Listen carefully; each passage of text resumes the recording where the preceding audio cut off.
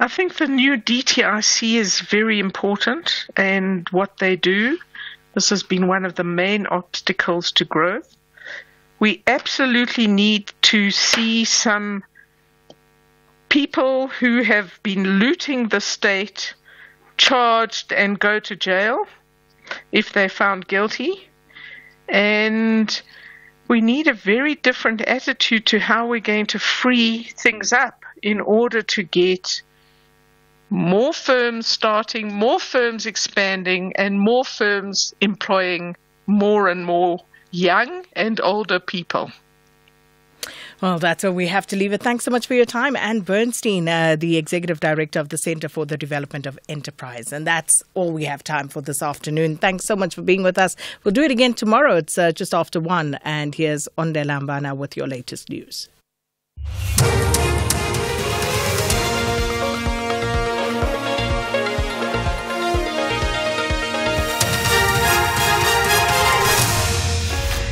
Thank you, Sakina. Top stories at 1. COSATU reacts to the size of the new cabinet and 2 rhinos killed in Louis Trichardt. For SAFM News, I am Onde Lambana, and a very good day. The Congress of South African Trade Unions has expressed concern with the size of the newly announced cabinet by President Cyril Ramaphosa. The Trade Union Federation and ANC's alliance partner has, however, sent well wishes to newly appointed cabinet members. Ramaphosa announced his cabinet last night following a string of engagements with several opposition parties to form the Government of National Unity. COSATU Parliamentary Coordinator is Matthew Parks. We wish them well. We hope they'll succeed. We need them to succeed. But I think that is the most critical thing. There are some things that we're happy with that make sense. There are some things that we would have preferred otherwise, including that the cabinet is a bit too large, especially the number of deputy ministers. But I think for us, we'll give them a bit of the doubt, and we'll be there to hold them accountable. We'll be there to assist where they need help. But really, society does need government to keep moving with great speed to address our many, many challenges. Meanwhile, the South African Democratic Teachers Union has voiced its strong objection to the Democratic Alliance heading the Ministry of Basic Education. DAMP Sivuya Gwagube has been appointed to the position. SANTU spokesperson is Nomusa Qembi. She has expressed concerns about the DA's education policies and what they call the party's anti-trade union stance.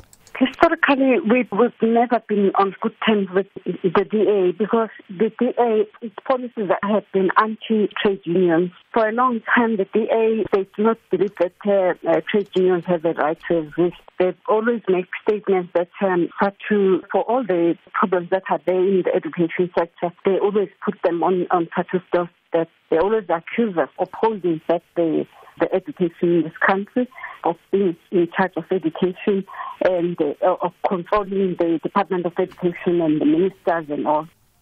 The Johannesburg Metro Police Department has reacted with shock following the tragic death of one of its officers. Tsepo Mabuselele died while on duty when he and another officer were conducting a routine roadside check on Malibongwe Drive. It is alleged that they attempted to pull over a white Hyundai H1 that failed to stop. JMPD spokesperson Xolani Fihla says in their pursuit of the vehicle, their patrol car was involved in a collision with another vehicle at an intersection, resulting in a fatal accident. The driver and passenger of the Mercedes-Benz were fortunately unharmed in the incident. A case of culpable homicide will be opened at Milders Drift SAPS for investigation. The JMPD is deeply saddened by the loss of Officer Masubulele. His dedication and commitment to serving the city of Johannesburg will be sorely missed. We offer our unwavering support to Officer Mohaye as he recovers from his injuries. 2 rhinos have been killed and dehorned at a game reserve in Louis Trichardt, Limpopo. Police spokesperson Walisela Lidwaba says the discovery was made by the rangers. Lidwaba says they are on the hunt for the poachers. It appears that after shooting the rhinos, the said suspects, who are currently unknown, removed horns and fled the scene on foot by jumping over the fence. Police were notified about the incident and opened a case of rhino poaching for further investigations. News further afield, a second day of talks on Afghanistan's future is getting underway between UN officials, the Taliban and other groups. This is the third such UN-sponsored meeting on Afghanistan in Doha, but the first in which the Taliban has been involved since they seized power. Along with UN officials, delegations from some 24 nations, including the United States, are expected to attend. The BBC's Caroline Davis has the details. Diplomats we spoke to after the first day of talks said that they'd generally been positive with no nasty surprises. The Taliban authorities emphasised that they wanted to engage but urged other countries not to interfere with issues they considered an internal matter, including women's rights. Many countries around the table will not agree. Even getting the Taliban officials to the talks was controversial. The UN agreed that no one from civil society would be in the meeting, meaning no women from Afghanistan. Recapping the top story, the Congress of South African Trade Unions has expressed concern with the size of the newly announced cabinet by President Cyril Ramaphosa. The Trade Union Federation, and ANC's alliance partner, has, however, sent well wishes to the newly appointed cabinet members. I am Onde Lambana for SAFM News, headlines at 1:30. SAFM 104 to 107 nationwide. Leading the conversation. The Market Update, Monday to Thursday, 6 to 7 p.m. Want to stay ahead of the financial game? Join us tonight from 6 to 7 p.m. for an insightful journey through the day's market developments, financial updates, and investment news. Tune in for your daily dose of financial intelligence as we navigate the twists and turns of the financial landscape with expert insights. Only on the SAFM Market Update. SAFM Market Update with Jimmy Muyaha. The Full Circle with Bridget Masinga. Monday to Friday, 1 to 3 p.m.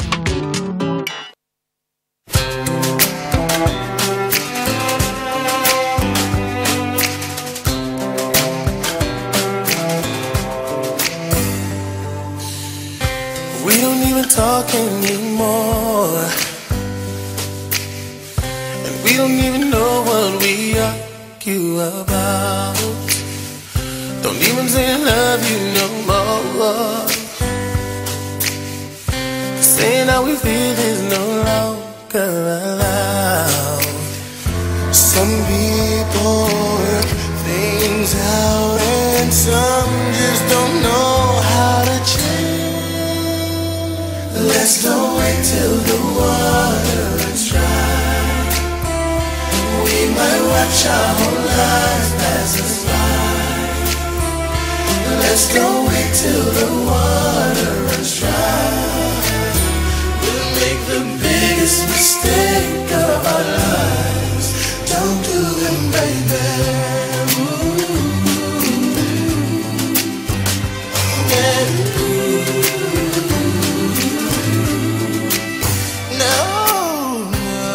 See the tears in our eyes, yeah. But we deny the pain that lies deep in our hearts.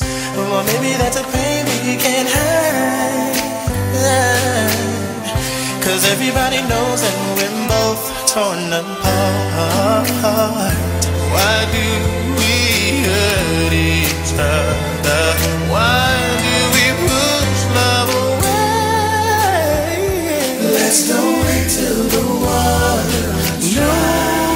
No, we might watch our whole lives pass us by. We might let's don't wait till the water runs dry. We'll make the biggest mistake of our lives. Don't do it, baby.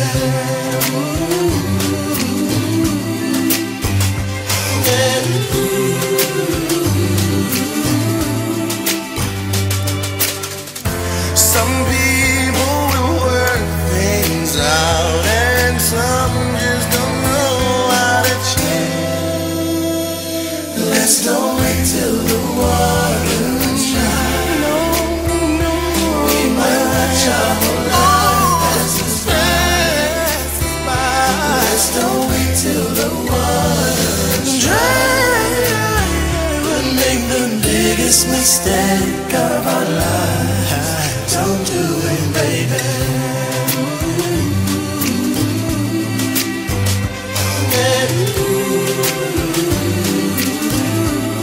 Don't do it, baby.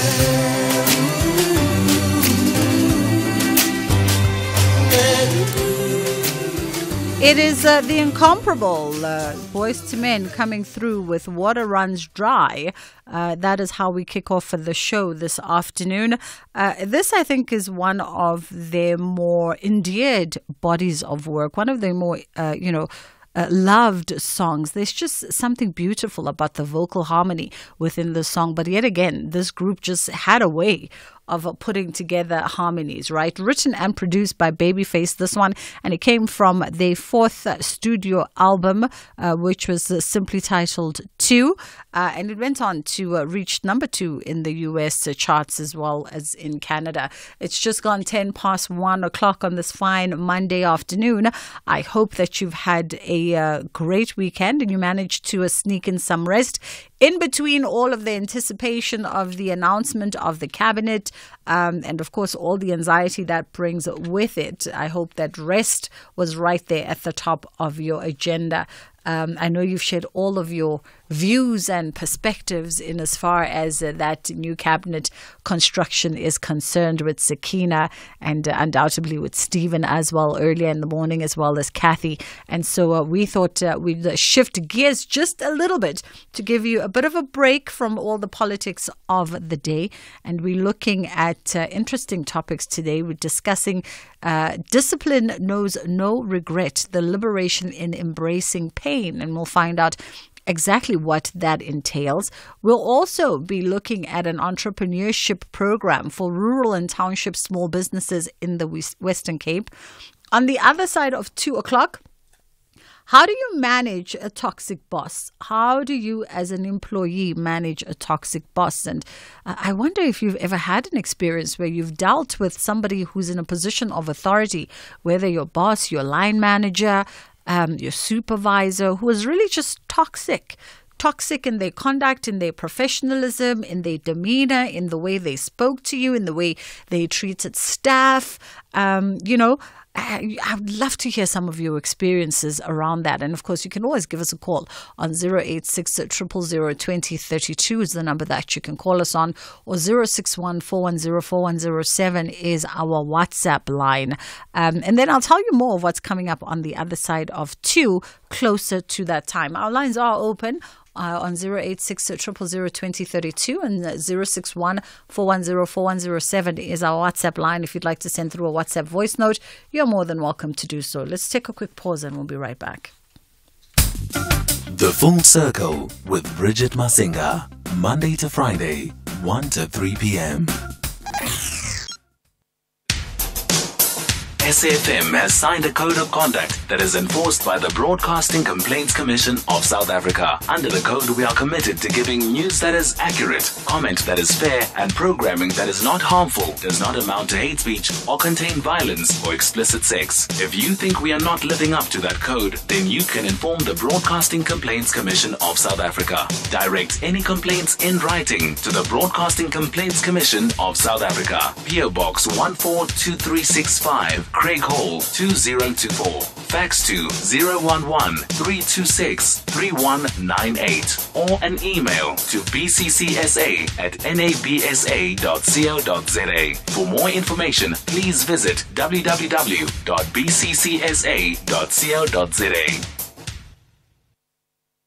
The Market Update, Monday to Thursday, 6 to 7 p.m. Want to stay ahead of the financial game? Join us tonight from 6 to 7 p.m. for an insightful journey through the day's market developments, financial updates, and investment news. Tune in for your daily dose of financial intelligence as we navigate the twists and turns of the financial landscape with expert insights. Only on the SAFM Market Update. SAFM Market Update with Jimmy Muyaha. You're listening to Bridget Masinga on SAFM.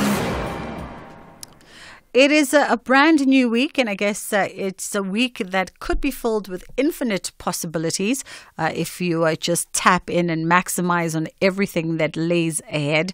And we thought we would chat to Siyasanga Kashe, who is, of course, a member and employee benefits executive.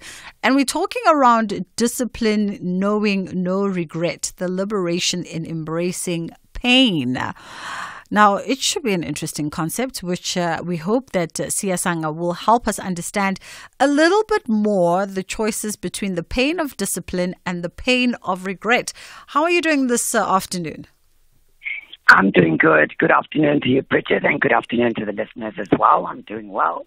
Fabulous. Thank you so much for joining us. Maybe let's start with, the header that says, discipline knows no regret, the liberation in embracing pain. Help us understand what that speaks to. So essentially, Bridget, it's about embracing the discomfort of discipline over enjoying the weight of regret.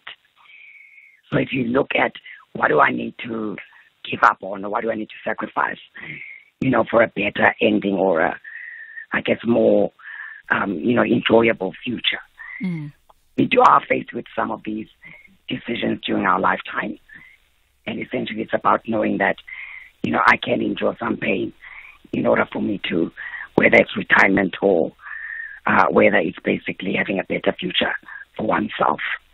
And when we talk about, sort of discipline, is this something that is innate, or is this something that requires some kind of repetitive practicing in order to instill in one's behaviors? No, absolutely. So it's practice.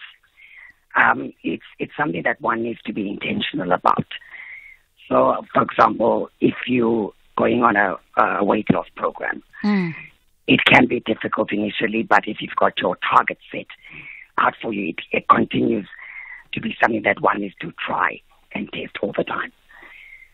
And once you get the hang of it and you understand the benefits of being disciplined, then I'd say you basically get used to it. But I could never say you master it. And that's why it's difficult. But one, you need to be intentional about it. Yeah. You also say, Siyasanga, that the empowering freedom that comes with accepting pain is synonymous with discipline and is an integral part of life. Expand on that for us. All right. So if I can give an example. In life, for example, if you are studying, in all the decisions that we make, if you're studying, you need to sacrifice your enjoyment, if I can call it that, for putting in the work to do your studies. You'll graduate and then you'll look back and say, I'm actually glad that I gave up that small piece of enjoyment for me to be able to progress my career. And also, I've spoken about the weight loss example. But also, if you look at your retirement savings, there is going to be, a retirement reform that comes into effect on the 1st of September, the two-part. And it's about how does one become disciplined in not tapping into their savings so that they retire comfortably. So it's a series of, different life events that one can apply this notion of discipline knows no regret to. As we go into this conversation with Siyasanga, who is an employee benefits executive, and of course she is with a financial institution, and so the principles of discipline obviously overlap also with how we interact with finances, and we'll get to that in a moment, because I also want to sort of another sentence that jumps out at me in your writings around discipline knowing no regret is, you say, the fear of experiencing pain often leads individuals to expend excessive time and energy in avoidance tactics. Yes. So that basically means we sometimes fear, being disciplined. So if I don't get that immediate gratification, like buying that car today, I'm going to miss out on something. and then we avoid, we come up with a lot of excuses. I need to channel these funds to do X or Y. I need to use the money to buy groceries. I need to use the money, to pay for a trip. Otherwise, I'm not going to go on this trip again. So we come up with a lot of excuses and delaying tactics that actually prevent us from doing what we need, to do, that will allow us to be, I guess, financially free when we need to be. It is the Full Circle with myself, Bridget Masinga, on SAFM as we continue to engage this. Now, how do we put this sort of the concept and understanding of discipline as you've outlined it for us in a way that would benefit us in the not so immediate, perhaps, when we are thinking around things as our relationship towards finance or our relation with our finances? So, Bridget, I would say having a plan is always important, a financial plan. It's important to have a financial advisor that will guide you on, your finances, either immediate or for the future. Look at planning for retirement, for example. Once you've got and understand the end goal in mind in terms of how do you want to live after retirement, it basically is the base of you starting to be disciplined with your finances. Then you understand how much money you need to put aside. You understand, what are the core basic expenses that I need to manage and what they're going to cost you. And then through understanding that and having a clear picture on the plan enables one to be a bit more focused on planning, for those financial obligations. So you say the financial plan is your start, and making sure that you've got a financial advisor to support you in developing that plan and having a clear understanding of what kind of life you want to live. So if you want to maintain the lifestyle that you've got today, what does that mean for you financially? And then starting to make inroads or plans towards that. Yeah, 086002032 and of course 061-410-4107 is the number that you can call us on and reach us on if you want to share your perspective on any of our conversations today, this and the ones that shall follow. How disciplined are you when it comes to planning in your life? How disciplined are you when it comes to actually sticking to those plans, or do you deviate from time to time? One of the other things that you also highlight here is, and I sort of love how you approach this, and you put human traits into a conversation that is sometimes quite abstract, because I think when we talk about money, we don't necessarily humanize it, and it really, it grows and it works in your favor or works against you because of how you, the human, conduct yourself within this relationship. You say that the pain of discipline is a daily companion, yet and you say that it's the discipline to push through the last few steps, to meticulously plan workouts, to prioritize skill development over mere enjoyment, choosing to preserve your pension fund rather than withdrawing money. Each instance of discipline represents a choice. Absolutely, Bridget, because as you say, I think your question earlier was, is this a once-off thing, or is this a discipline that one continuously strive to do? Every day in our lives, we are faced with a decision that we need to make. So it should not be seen as an anomaly or something that happens only when you look at finances. It's everything, that we are faced with. I guess that's why you weave it into your everyday life in terms of the decision that one needs to make. So, instant gratification might be great for the moment. It's like going for retail shopping. Yeah. So, getting that pair of shoes, will give you joy for that minute. And then there's some regret that starts to settle in around, okay, so I've now spent these funds. Will I be able to cover my expenses for the month? And you might wear that pair of shoe for that particular event. And after that, the novelty wears off. So about, just practicing that discipline continuously and and not treating it as something as a separate project, but really weaving it into your everyday life. Absolutely. Because I think the other part, as you say, that the regret begins to creep in.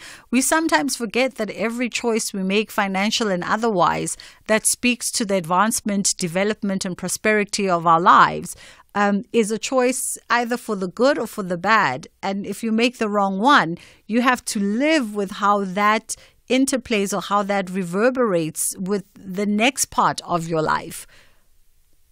Exactly, and you often reflect back on the decisions that you've made, and what you don't want to do is to reflect on a decision that leaves you in a compromised position, and you've got the regret of saying, "I wish I could have done it this way. I wish I could have saved money. I wish I didn't buy those pair of shoes." So, in order for one not to get there, they would need to endure the discipline today. For a better tomorrow or for a more pleasant tomorrow. Absolutely. Siyasanga, thank you so much for the time. That was Siyasanga Kashe, who is, of course, a member and employee benefits executive, running us through that. So I hope that you employ more discipline in your day-to-day life and, of course, in the choices that you make, and reflect on how those choices not only affect you in the immediate by way of giving you that instant, immediate gratification, but also the rippling effect that they'll have in your future, long-term and otherwise, for both you and your family. And I think no one is saying don't go out there and, have the spirit of enjoyment. But if that enjoyment, as they say on social media, can wait for another month, another 6 months, as you prioritize on the things that must be done, then do exactly that. And that is where discipline knows no regret. Our lines are open on 086 000 2032 and 061 410 4107. We want to find out from you, by the way. Let's have a casual family meeting today because we can.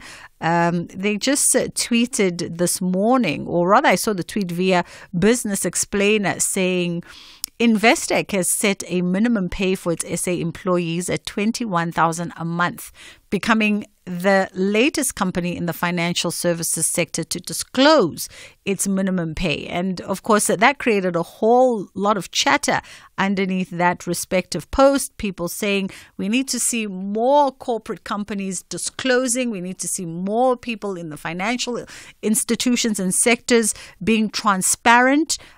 Being as transparent as Investec and disclosing what is their minimum pay. People were saying it's very progressive. People were calling for where do we apply? Where do we go to apply here? Which leads me to further think that obviously this is a good sort of entry base within the context of the bank, right? And I wondered, do you think it's good ethics for companies to disclose their pay gaps, to disclose their minimum salaries, the baseline minimum salaries? Would it be to the benefit of employees, the benefit of you and I, to know what respective companies pay by way of minimum wage, the lowest earners in that particular organization? Is it a good move? Does it also make you see a company differently? Does it make you respect a company a little bit? If they disclose what is often known to be sensitive information like remuneration. 086 000 2032 and of course 061 410 4107. What do you think of Investec disclosing that the minimum pay at the bank institution is $21,000 per month? Do you hold them in a higher regard for doing that? Our lines are open. Let's take a quick pause for the headline news, which are coming up. And then on the other side of this, we'll come back and continue our conversations. Are you ready to buy or build your first home or buy a stand anywhere in South Africa? If you are a South African citizen, you and your spouse have never benefited from a government housing subsidy program, and your household income is between 3,501 and 22,000 Rand per month, your dream can be realized by applying for a first home finance subsidy. To apply, just log into the First Home Finance application online portal at firsthomefinance.co.za or call a call center agent on 010-085-2199 to assist you for free with completing your first home finance online application. Beware, applying for first home finance subsidy is free. Do not pay anyone when applying for the subsidy. The NHFC is an agency of the National Department of Human Settlements. In the heart of darkness, a beacon of light emerges. A brand new season is coming your way with your 2024 Miss South Africa Top 30. Hosted by our reigning queen, Miss South Africa, we embark on a transformative journey. Join us for the spectacular new season of Crown Chasers. Crown Chasers is back. Starts 29 June at 8:30 p.m. only on S3 Open Up.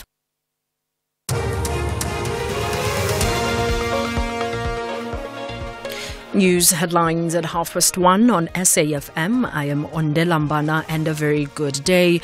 PAC leader Mzwanele Nyonjo has been appointed as the Minister of Land Reform and Rural Development. President Cyril Ramaphosa last night announced Nyonjo's appointment to the post to serve in the 7th administration. The Congress of South African Trade Unions has expressed concern with the size of the newly announced cabinet by President Ramaphosa. And the authorities in Japan have imposed restrictions on the number of tourists allowed to climb the country's most famous volcano, Mount Fuji. A full update follows at the top of the hour. The Full Circle with Bridget Masinga, Monday to Friday, 1 to 3 p.m. All right. So the Silulo Foundation, the Silulo Entrepreneurship is presenting the Silulo Foundation's entrepreneurship program, and this is built to be a pioneering 10-month initiative that's designed to support both aspiring and established small business owners, primarily those operating in townships and rural areas of the Western Cape. And we thought we'd catch up with Luvuyo Rani, who's the founder of the Silulo Foundation. How are you doing? And you? I'm great, thank you. I'm great. Thank you very much for taking the time. Maybe let's start at the beginning with a bit of context and history as to the Silulo Foundation, when the foundation was formed and some of the objectives. Thanks so much again. We've been existing for Silulo as a business. So I started Silulo as a business 20 years back. The focus was bridging the digital divide in the township through able opening centers across the 3 provinces. And through that, we just realized that as we train young people to get a skill, basic skill, there's a huge barriers of finding employment. And we realized that we have to start the foundation with focusing on the entrepreneurs. And then that we work and partner with the University of Notre Dame and the University of Western Cape from content and the support on the program in order to do that. So Silulo Foundation now has been existing the last 2 years. Mm-hmm. And now you've got obviously this 10-month initiative that's designed to support aspirant and established small businesses. Tell us more about this entrepreneurship program. So the 10-month program, it's 6 areas, but we cover 5 areas. One, for 2 months, it's a boot camp session. So every Saturday they come in for 5 hours. On the boot camps, we've got a lecture. We lecture could be operation, finance, leveraging, and then we've got an expert to understand the content, and also have an entrepreneur who share the experience that how it's done in those businesses. For 2 months, after 2 months, they go through the mentorship.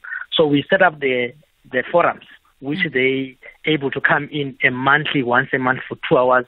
It's kind of peer-to-peer accountability, where they're able to share their pain points, they share their goals, and creating much more accountability. And then from that, we work with the University of the Western Cape, which then they bring students for 3 months now, which is student consulting. So students from UWC, they will come in and work with entrepreneurs around website, logo design, and just bookkeeping. And then we've got an 80-step tool where we see each and every entrepreneur, and there's a tracking where they are on the 80-step tool. So 80-step is you can do those steps over the next 3 years, but that's the basic. You must do probably 25 steps for you to able to. And then monthly we have network sessions that we do now. The missing part that we not do at the moment is to provide them micro grant funding and funding. That's what we kind of working towards in the longer run. I see.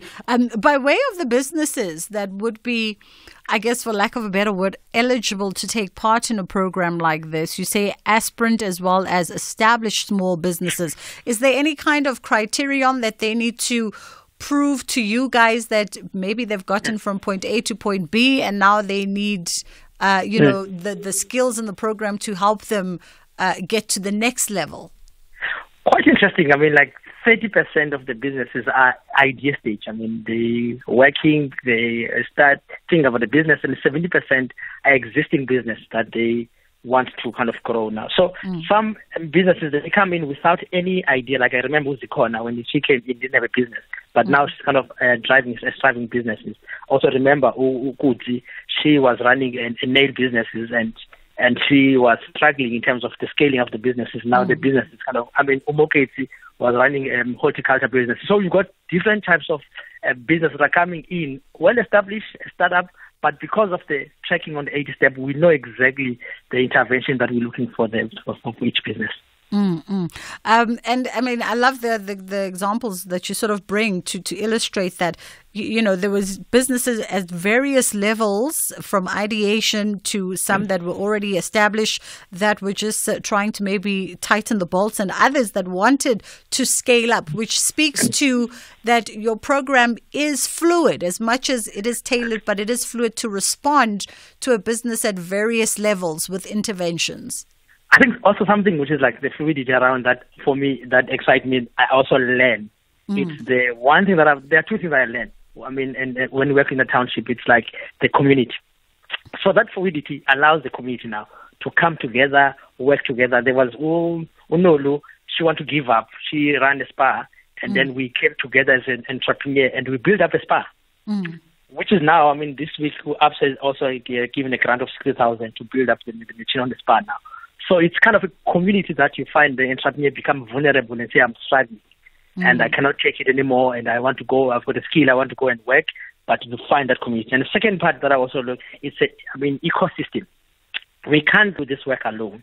We have to work. So we work with the Jewish community, we work with the Cape Chamber, we work with EO and Rotary just to come in and able to work with us and make sure that we open opportunities. And for the key is access to market.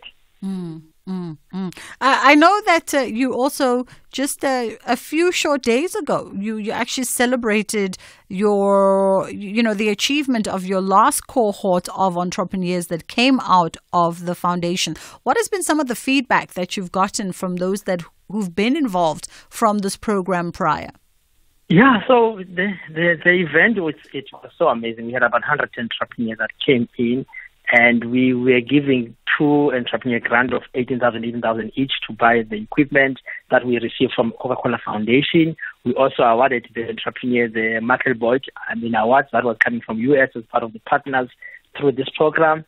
So the happiness from the entrepreneur and the impact and the growth that they are seeing in their businesses and been seeing part of this community has been kind of amazing. I mean, I had that event after that. I spent probably 4 hours with the entrepreneurs just to get the feedback in terms of how they see this initiative. I mean, they are saying that without Silo Foundation, their businesses, some of them, they'll be closed.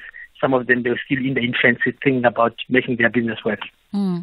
You mentioned, of course, that you can't do this alone, and there have been some strategic partners who've come on board to help with resources and skills. And one such, as you mentioned, was the University of the Western Cape. Tell us a little bit more about, what the various partners bring into the partnership, into the collaboration, in order to make this program for entrepreneurs really work, and in order to ensure that entrepreneurs get the benefits out of the exchange of knowledge and skill. Yeah, no, it's also again amazing also around. We partner with the Western Cape government around the Booster Fund, which allows entrepreneurs to get equipment. So they give the funding to us so we can buy the equipment on the behalf of the entrepreneur. That's one part. We also partner with ABSA Development in terms of, funding and lending for small businesses, so that we can be able to make sure that the businesses are ready and understand what is required and needed by the bank when they look for funding. And that's what they we also now, launching the partnership with the Astron in Danon community to build a career center and the business center where the people of Danone, they walk in and access to these services easy and probably free, in fact, to get these services in the area where. And then we've got Avuke, which, assist on the compliance and legally and dealing with the business matters for the business. And UWC, Western Cape University, it assists now with the student. Quite interesting also, it's exposed student entrepreneur, but 10 of the students now have been employed by the entrepreneurs for giving the employment full time. Even us as the foundation was what amazing. 5 students who are former from UWC that are working now for the foundation. Lovely. I love it. Luvuyo, it sounds like you are definitely onto something there with the Silulo Foundation's entrepreneurship program. Are there any plans perhaps of expanding this beyond the boundaries of the Western Cape? No, definitely. We've seen every intake, even on the fourth cohort now. We already have about more than 70 applications, and guess what?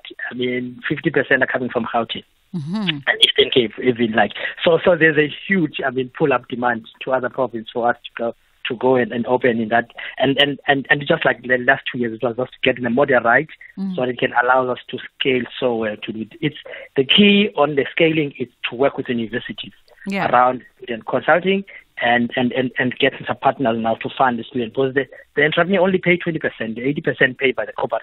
That's something that we see that, and the beautiful thing, which is the biggest thing around the township, is the data. No one is able to understand what's happening in entrepreneurs. So we've now able to collect the data in the last 2 years to understand each and every entrepreneur that we work with. Yeah.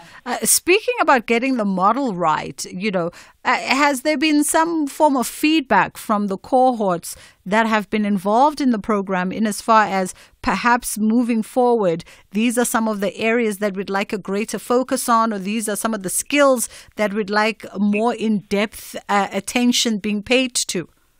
Yes, the biggest thing that I see, and as being the biggest thing, the thing that fascinating me with the entrepreneurs that we work with, the most it's about themselves. It's the issues around mental health because of and it's the issues on believing themselves that they've got what it takes. Because sometimes the entrepreneur will say that I've been part of the program, I'm putting things in place, but I'm afraid it's not something bad is going to happen. What I'm trying to do it. So you've got this kind of the way where you're creating that space for the entrepreneur to be vulnerable, and that is something that most of entrepreneurs, they've not been used to kind of talk about sharing with others, because they know by sharing things are going to go out and then people are going to talk about it, but they find the space now.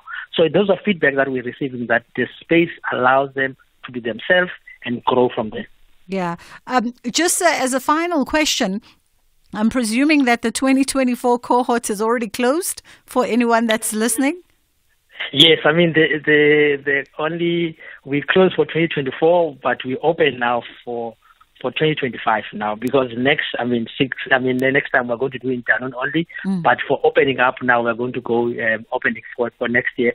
So if they can follow us on the social media Silulo Foundation to get the next dates exactly for us for the application. Because the application, you go through the link and we apply for a link, and then you go through the process of the interview, and then you've been selected to be part of the program. Awesome. Luvuyo Rana, thank you so much for the conversation. That was founder of the Silulo Foundation. And of course, they've got that Silulo Foundation's entrepreneurship program. It's a 10-month-long initiative that's designed to support both aspiring and established small business owners that are primarily operating within the townships and, of course, rural areas of the Western Cape. But as you heard, they've got an overwhelming inquiry from the Eastern Cape as well as the Gauteng project, Gauteng province, my apologies. And so perhaps in the not so distant future, they'll be looking at expanding this particular program outside of the Western Cape and introducing it to other regions of the country as well. Sounds like there's been a lot of success stories coming out of it as well, with 30% of the applicants coming through with their prospective businesses at ideation stage, and about 70% coming through with businesses that are already established, that have been running. And then, of course, they're just needing to scale up or tighten up some of the elements in order for them to see sustainability But as we heard from Luvuyo, a few success stories coming out of that one. 086 000 2032 is the number that you can call us on. 061 410 4107 is the number that you can WhatsApp us on. And you can let us know on any of the conversations. You can and I asked you the question. Investec released or shared information around their minimum pay for its SA employees, which is set at $21,000 a month. What I'm not clear about is whether that is gross or net, but it's $21,000 a month, and they've become the latest company in the financial services sector to disclose its minimum pay. A lot of people celebrating this, a lot of people, high-fiving them on disclosing, saying that it speaks to transparency, it speaks to ethical leadership, it speaks to fairness. On social media, if you log on X, a lot of the chatter is people throwing banter saying, where do they apply to be part of the Zebra Bank? And I wonder, what are your thoughts? Do you think that more folks should be disclosing what is the minimum pay of their organizations publicly? And do you think it's to the benefit of employees to also know this kind of information upfront, just generally? It should just be out there. Wouldn't it be nice to know what is the minimum pay for even the organization that I work for? Upfront, just out there as general information that can be Googleable. Do you think it does something for employees? I don't know what your thoughts are. 061 410 4107 is our WhatsApp line. 086 000 2032 is the number that you can call us on. And of course, on the other side of 2 o'clock, we're talking about toxic bosses, toxic managers, line managers, supervisors, toxic people in positions of authority. So if you've encountered one of those as well, you've had one of those experiences where you've had to deal with the authority figure within your organization or establishment and place of work, we'd love to know that. You can be anonymous for that share. We understand. 086 000 2032. You don't have to tell us what the organization was called. You don't have to tell us what role you were in. You don't have to tell us any identifying detail.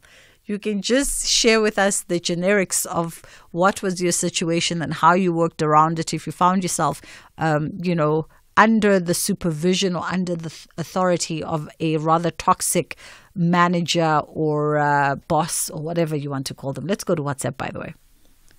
A good day, Bridget and SAFM listeners. I just want to make a comment about the disclosure of minimum salary. My name is Bonga from Durban. I think it's good for the company profile, because you can profile the companies and see which companies is paying a reasonable salary and which is not.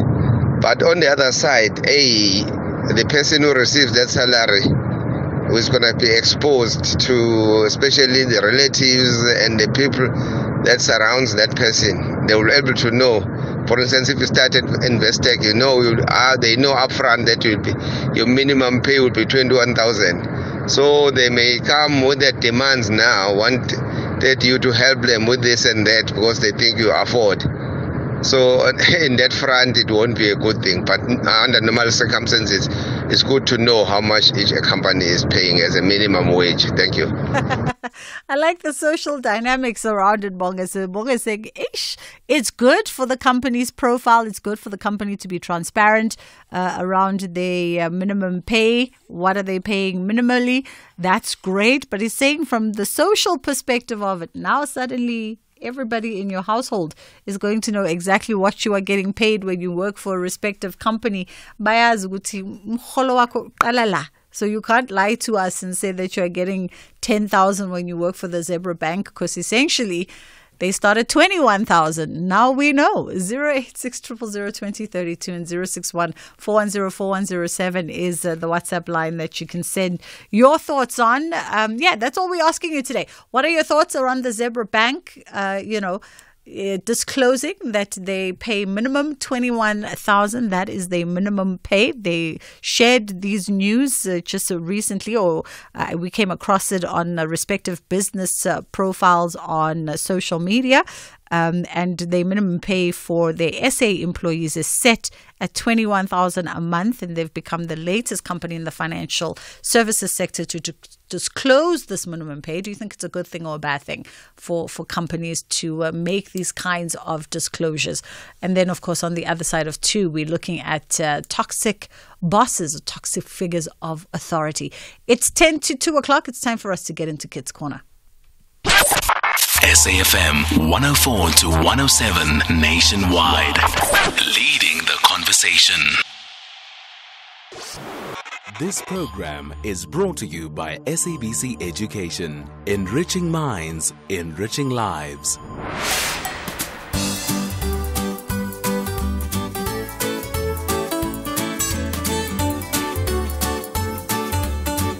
Hi, my name is Danica. Around the house, you can recycle items like paper, cardboard, plastic bottles, glass jars, and cans instead of tossing them out. To creatively reuse something, you could turn glass jars into pot plants, use old t-shirts as cleaning rags, or repurpose cardboard boxes for storage. Recycling benefits us by conserving resources, reducing pollution, and saving energy. To encourage recycling, we can set up separate recycling bins, educate others on its importance, and lead by example in our own recycling efforts. Thank you. Hello everybody, my name is Tilufele. Some of the things that I feel I can recycle in my house are the bottles, like the 2-liter bottles that we use whenever we run out of water, just in case there is water maintenance. I feel we can recycle that in my house. Something I think we can reuse instead of throwing away are like plastic shopping bags. You can use that to put all your trash in. Some of the benefits of recycling for us human beings and for our planet is that it saves the environment and preserves the ecosystem and the nature, as well as our plants, because plants go extinct and our future generations won't be able to see that. Some animals are dying from pollution, and I feel by recycling we can benefit ourselves industrially and in terms of Mother Nature and the ecosystem and protecting our wildlife. My name is Mbalentli. Things around my home that I could recycle is plastic. Some creative ways are to use toothbrushes to clean, reuse gift bags, and turning old clothing or towels into cleaning cloth. The benefits of recycling for us, human beings, are it saves money, reduces pollution, and improves health. Benefits of recycling for our planet are it protects biodiversity, reduces waste, and reduces gas leaks. A way to encourage friends and family to recycle is to lead by example. Hello, my name is Ndamrero. My surname is Nemtangwe. I'm 10 years old and I'm in grade 5. You can recycle paper, plastic bottles, glass jars, and metal cans. You can use old jars to store small things or make crafts from used cardboard. Recycling saves resources, reduces pollution, and helps the environment. We can remind friends and family to recycle. Set up recycling bins and show them how to do it. Hello, my name is Maromari. Recycling is a process whereby a thing that is already used and ready to be thrown away is converted into a useful material. Recycling is important because it protects the environment. To encourage the citizens, starting from my family, they must be shown that recycling is very important and they must pick up stuff and throw them into different color-coded recycling bins for recycling. Because if they don't recycle, how will we get glass and other stuff? They must be shown that recycling makes the environment better. To encourage people to recycle, they can be given awards for recycling so that they can be motivated to recycle more. Hi, I'm Kate Nkosi and I'm 12 years old. To help my country recycle, I would suggest that every household has a recycling bin. Therefore, everyone will be able to recycle. And that we would annually have a day where we have a recycling party. And there's someone who tells us all about recycling. That way, more people will get to know about recycling. And I think keeping our trees safe in South Africa is very important, because then if we don't have them, we'll have no oxygen.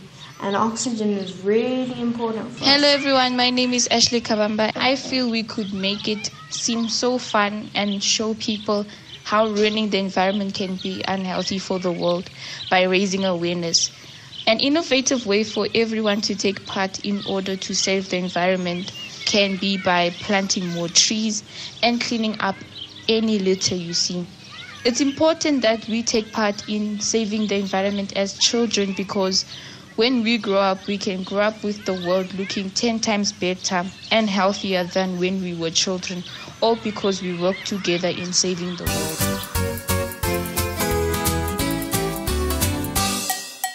Hello friends, I hope you're having a fantastic start to the week. Today let's talk about something super important: recycling. Recycling is a way to turn old things into new things, helping our planet stay clean and healthy. When we recycle, we take materials like paper, plastic, glass, metal, and turn them into new products instead of throwing them away. This not only reduces the amount of waste in landfills, where it can take ages to break down, but also helps protect our environment from the negative impact of waste. By recycling, we are actively contributing to a greener and more beautiful planet for future generations. Another significant reason to recycle is to conserve our precious natural resources, and metals are mined from earth to create cans and other valuable items. By recycling, we are essentially reusing these materials, which means we don't have to extract as much from nature. This helps safeguard our forests, water resources, and wildlife habitats. Even the smallest effort can make a real difference. Additionally, recycling also saves energy, since manufacturing products from recycled materials requires less energy compared to using new materials. On a bigger scale, recycling has benefits for humans too. It generates employment opportunities in recycling and manufacturing industries. In South Africa, for example, many people have jobs collecting, sorting, and processing recyclable materials, while others use these materials to create products. Some individuals even earn a little extra income by collecting cans and bottles for recycling. Recycling also helps fight pollution and climate change. When waste materials break down in landfills, they release harmful gases into the air and chemicals into the soil and water. Recycling reduces that pollution by keeping waste out of landfills. Plus, making products from recycled materials often produces less pollution and fewer greenhouse gases than making products from new materials. So you are never too young to start recycling. Let's all join hands and make recycling a part of our daily lives. Together we can make a positive impact on our planet and create a brighter future for everyone. Always remember that recycling does not only help the environment, but also teaches you valuable lessons about responsibility and sustainability from a young age.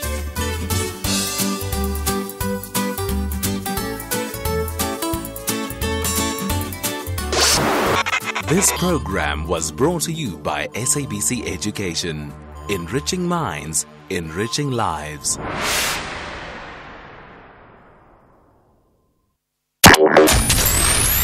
Here, there, and everywhere. SAFM 104.9 FM in Port Shepstone.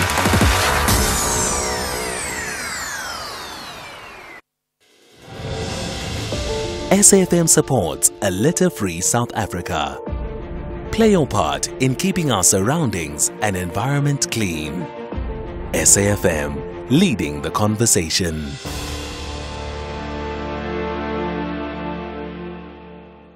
The National Pulse on SAFM. Teenage pregnancy is a pandemic, is that accurate? Let us be very realistic with the facts. This teenage pregnancy is not homogeneously all over South Africa. It is actually focusing on an African child. Now, you need to really look back and say, what are the challenges there? What are the things that you don't find in the white community or vice versa that are actually making these children are vulnerable to teenage pregnancy? Dr. Sibongiseni Dlomo, the Deputy Minister of Health. The National Pulse, weekdays, 3 to 6 p.m.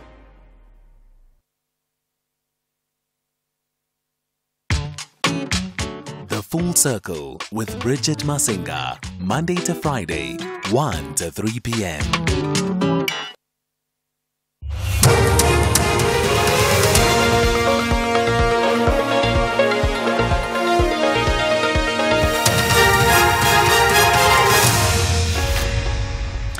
Top stories at 2 PAC leader appointed into cabinet, and Japan places restrictions on climbing Mount Fuji.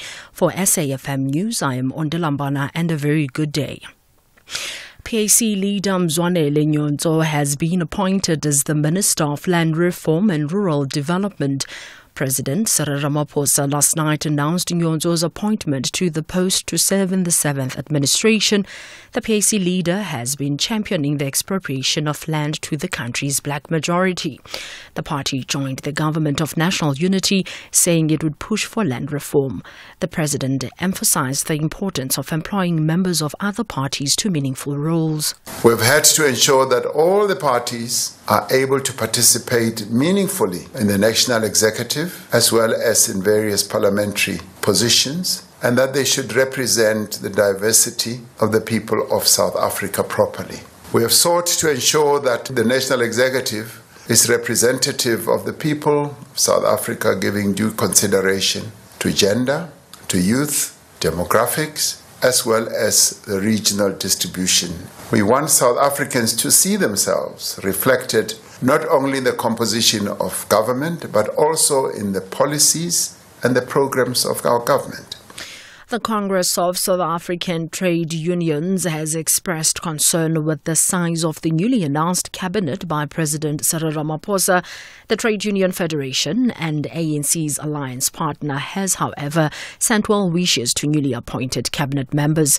Ramaphosa announced his cabinet last night following a string of engagements with several opposition parties to form the government of national unity.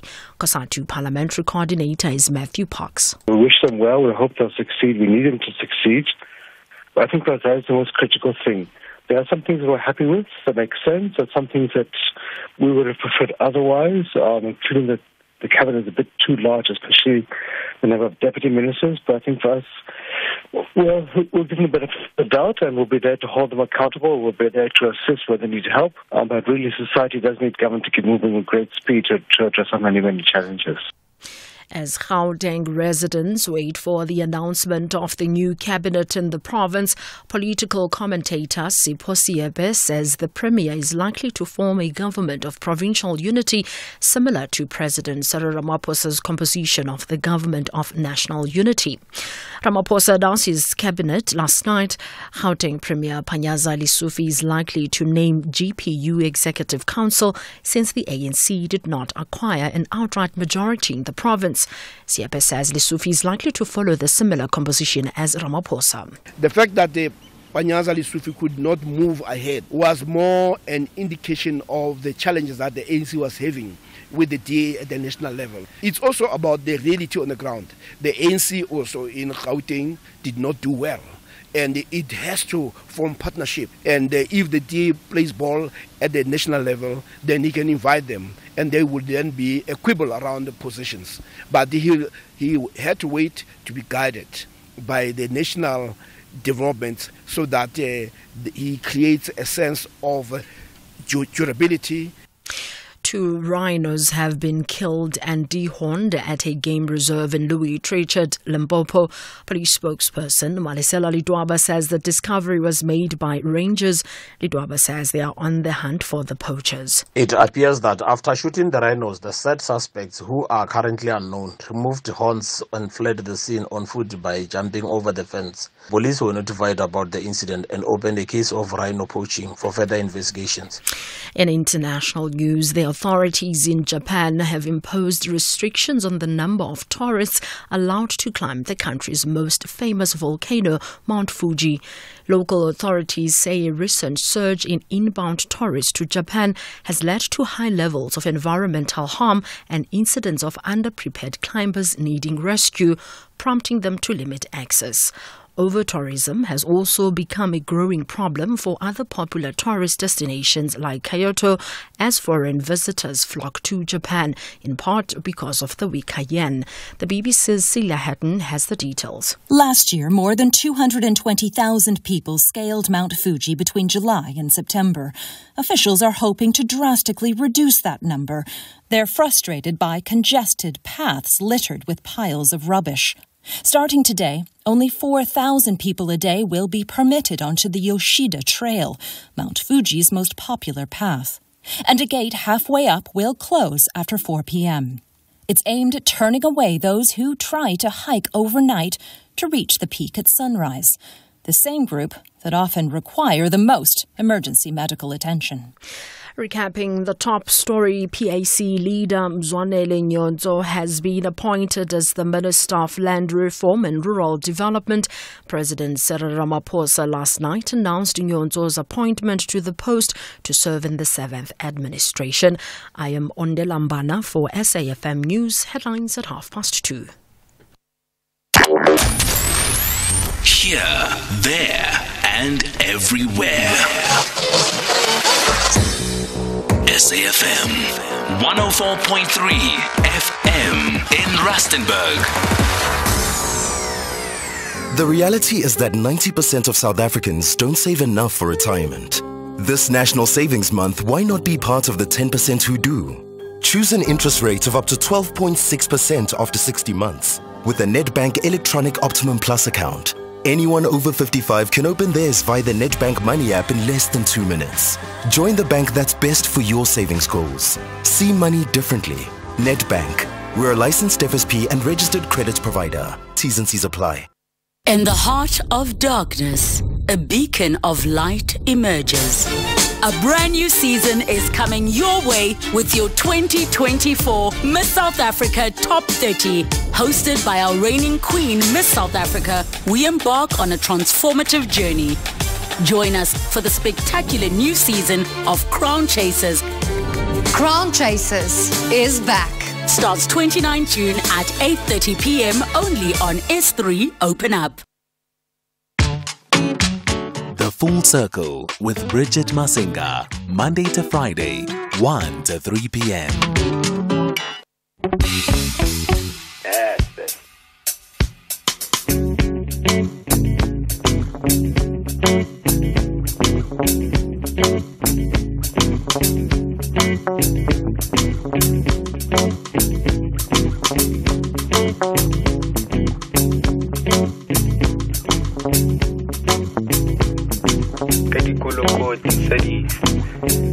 Kolokoti sa makileng 340.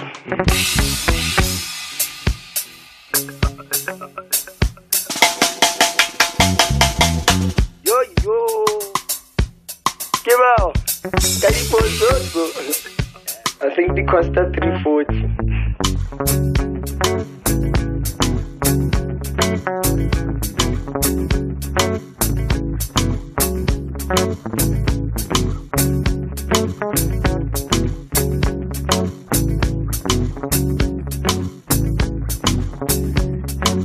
I didn't have to so like Pradaya Karui, yo. Young Shaya, yo.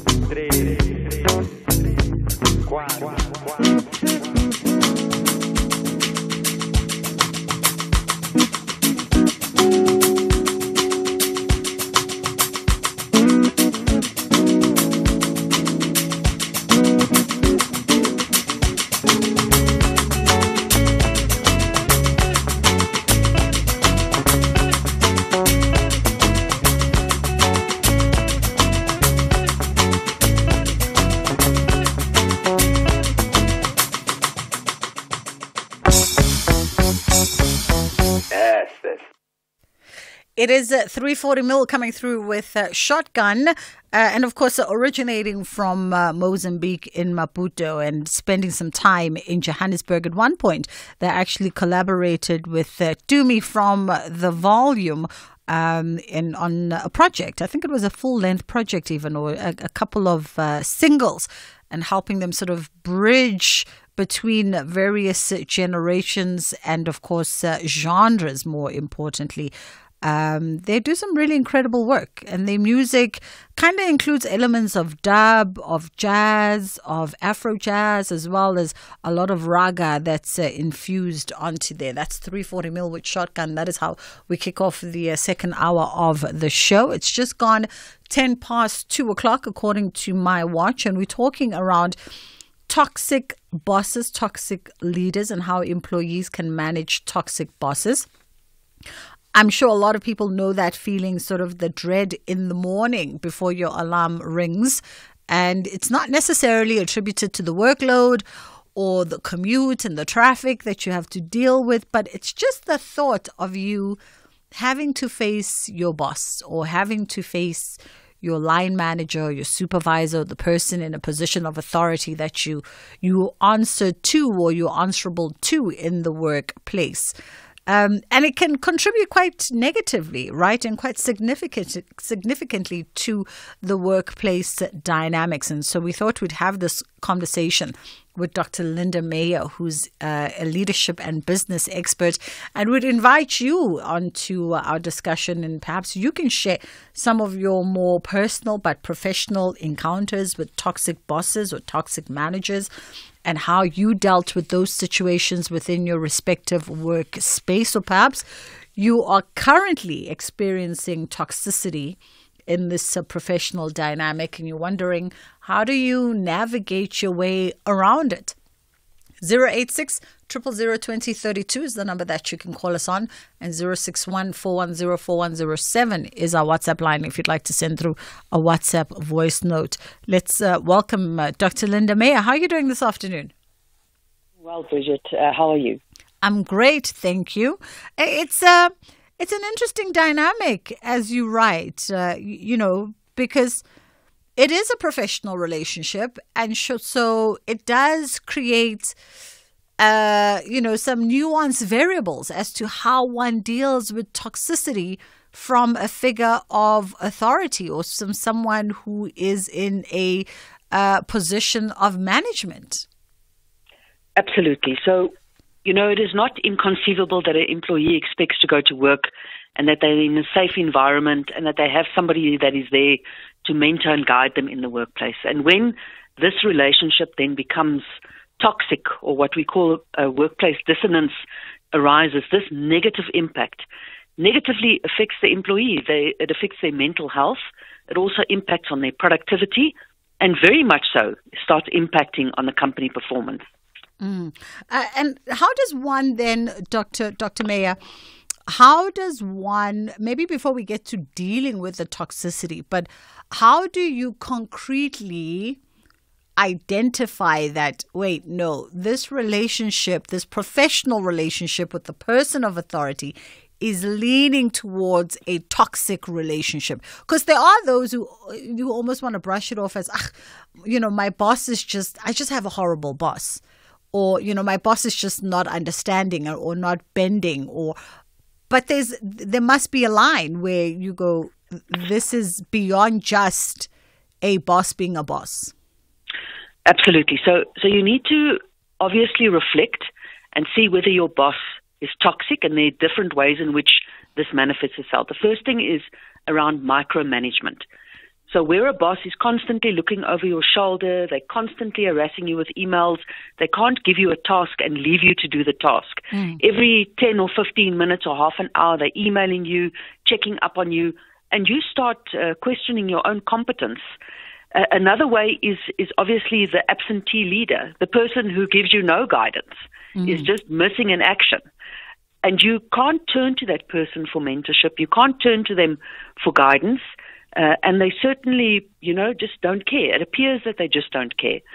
They really are a negative impact on the employee's work performance. And then there's obviously the over-hostile manager, the overtly hostile manager, who really creates fear. They govern by fear. So if somebody comes 5 minutes late, it's a written warning. They don't really reflect on the context that we face ourselves. Many of our employees are using public transport, traffic lights aren't always working, and they then start becoming fearful. They threaten people that if they don't do A, B, C, D, that they're going to get fired, or they're going to have a negative performance review, or they'll make sure that they don't get an increase, or they'll make sure everybody hears how bad they are. And all of those manifestations, all of those behaviors are toxic manifestations that negatively impacts on the employee. And I can imagine then that the various toxic manifestations, you speak about micromanagement, and perhaps some would call it hovering. You speak around absent leadership and overtly hostile leadership that creates a sense of panic and fear. I can then imagine that there then becomes respective responses to each one of this as to how do you then approach it as an employee? Absolutely. So the first thing that you need to understand is what you need from your manager and what is acceptable for a manager in a workplace, that the way that they need to behave. So some of the elements that you could work with micromanaging is to sit with your manager and explain to them that you need time to deliver on the particular tasks and what it is that you expect. So communicate that directly, because often a manager, you're quite right, doesn't necessarily understand what they're doing to the employee. So those are things that we need to keep in mind. The absentee leader, one can speak to them about that, but in my experience, that behavior is long-standing, and it's people that are completely disengaged from the workplace. And it is then to speak to HR, or when you have the opportunity to speak to the line manager, to say that this leadership style is not working for me. Can I transfer out, for example, to another team where I would have a direct line manager that could guide me? And then the hostile manager, obviously the hostility often becomes a process of intimidation. And we've spoken about that before. And when people behave like that, you need to report that, you need to document that, and you need to take that forward, because that specific type of individual that rules by fear is not going to change their behavior. And it is a criminal offense. It is, harassment is not allowed in any form in the workplace. And those actions need to be really concentrated on, and immediate action must be taken for yourself to preserve your own mental well-being. Now, given the context in South Africa with our tough job marketplace, given everything that we know about job security right now, a lot of people are fearful. One sees it even within the context of the industries that I work with, where people are fearful to vocalize their concerns around leaders or figures of authority. What do we then do in that kind of situation where there's perhaps a hesitancy to even have a conversation with your boss or a conversation with your line manager, even if they're micromanaging? Because people go, I might just ruffle, Bridget's feathers if I say to you, please, can you give me a little bit of space? Yes, and it is true. We are in a very volatile economic situation, and certainly people fear for their jobs. But you need to understand that no job is worth your mental and physical well-being. So you need to have an exit strategy around what it is that you're going to do to leave that particular work situation. And as we said, that this might be that you start applying for transfers into other departments, that you start actively looking for a new job, or acquiring the new skills so that you can make sure that you can move on. But you mustn't stand for being harassed and victimized. Have an exit strategy and speak up. You have rights that are protected, and we understand that some employers really don't care very much about labor legislation or what is required. But if you formally report it to the HR department, the HR department has an obligation to support you through this process. But don't just leave it at that.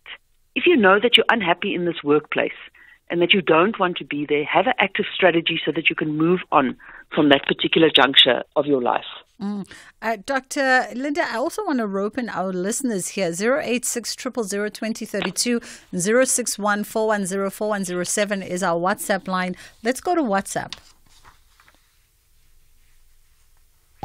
Hey, Bridget, I work as an employee health and wellness specialist, and I sort of sit in a position where I look at everyone from above, and then you can see that, yes, this person is toxic, but there's been just a lot going on. They either suffer from burnout or because their boss is also toxic. So there is sort of like a lot. They are depressed and they've just given up. So they don't pull their weight. They are rude because they just suffer from so much. But you don't then go to people that, especially in power, and say, I think you're depressed. I think you are not pulling your weight because you suffer from anxiety, So you're not allowed to just diagnose people like that. But, geez, kuningi man. Hey, kuningi man. Kuningi. It's Bongi here. Yeah, the only way to deal with these toxic bosses or monstrous bosses is to take them to the labor department or take them to your own union. And sometimes you didn't have union, and then sometimes you are able, you've got no way to go, you're just a domestic worker, and then you would be fired at the end of the day if you've got no way to go, unfortunately. But they must be dealt with through channels such as Labour Department or your unions. Thanks, Willie in Kuma. In South Africa, 1 in 5 children under the age of 13 is overweight or obese. Sign a petition to demand strong warning labels on unhealthy packaged food. And don't forget to catch the next episode of Chew on This at healer.org on Thursday, 27 June from 3 p.m. Young people tell us how big food companies are feeding them lies. The world's best cooking show is coming to S3. MasterChef South Africa Season 5. You'll meet 20 talented home cooks from around Mzansi, noma uphumapi, and no matter your favorite dish. See if the chefs can handle the heat in the kitchen in a race to be crowned MasterChef South Africa. Starts Saturday 13 July at 7:30 p.m. on S3, Channel 193. MasterChef South Africa, proudly sponsored by Pick n Pay. The Full Circle with Bridget Masinga, Monday to Friday, 1 to 3 p.m. 086 000 2032 is the number that you can call us on, or 061 410 4107 is our WhatsApp line. We're in conversation with Dr. Linda Mayer, who's a leadership and business expert, and we're talking around how employees can manage toxic bosses. So if you are in a situation where you have to deal with a toxic boss or person in leadership or a supervising position, how do you work yourself around that? I don't know if I should call you by name or I should just say we're going straight to Dorpot. Is it Doornpoort? How are you doing today? Good afternoon, Bridget. To your visitor and the SAFM listeners. You're speaking to Godfrey from Doornpoort. I know it's difficult to pronounce. But also, Godfrey, I was scared to call you by your name because I was like, I don't know if Godfrey wants to be anonymous depending on what he's going to share. Go ahead. My story is all over, even in the social media, Bridget. I don't even know where to start. Okay, give us the shortened version. Yes, the shortened version will be, Bridget, my fundamental rights were extremely violated. I even had to report to the governor of the South African Reserve Bank, and the executives, Fundi Chasibana and Rashad Kasim, but they did nothing about it. Until to such an extent that I had to be dismissed. Okay. The crux of the matter is that I even provided a full report from the psychologist that was requested by the in-house doctor.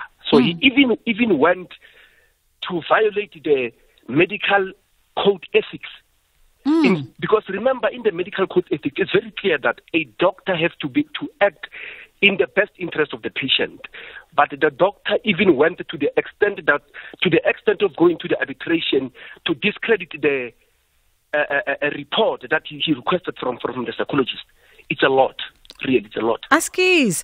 So, like, by way of just the toxicity in your environment, how does this then, what kind of impact, rather, does this have on you, Godfrey, moving forward in, your next place of employment? Has this left some kind of residual emotional scarring for you? Let me say to you, at the moment, I've been dismissed, and then. Yes, and then for something that is prohibited by the law is saying, Bridget, it is prohibited to discriminate against an employee, and it is also It is also not allowed or not permissible to dismiss an employee under these particular conditions: race, gender. Yes. Yeah.